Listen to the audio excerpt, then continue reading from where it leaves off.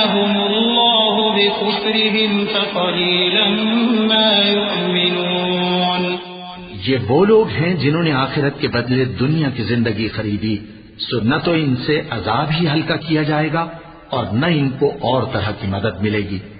اور ہم نے موسیٰ کو کتاب عنایت کی اور ان کے پیچھے یکے بعد دیگرے پیغمبر بھیجتے رہے، اور عیسیٰ ابن مریم کو کھلے نشانات بخشے اور روح القدس یعنی جبرائیل سے ان کو مدد دی.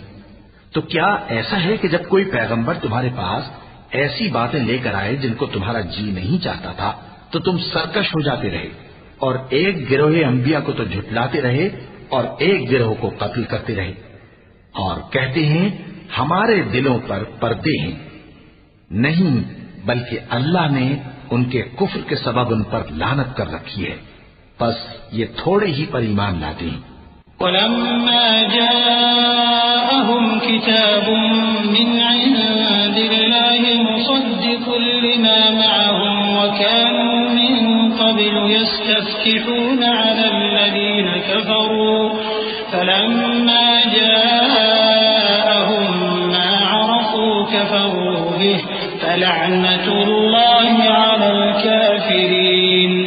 بئس ما اشتروا به أنفسهم أن يكفروا بما أنزل الله بغيا أن ينزل الله من فضله على من يشاء من عباده فباءوا بغضب على غضب وللكافرين عذاب مهين.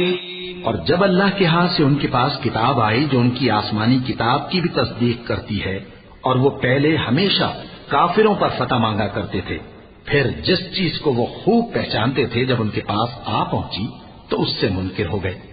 پس کافروں پر اللہ کی لعنت.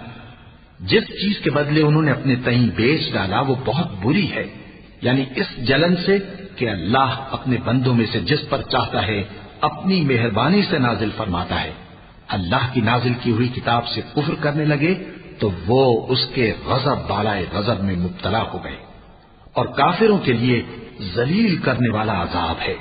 وَإِذَا قِيلَ لَهُمْ آمِنُوا بِمَا أَنزَلَ اللَّهُ قَالُوا نُؤْمِنُ بِمَا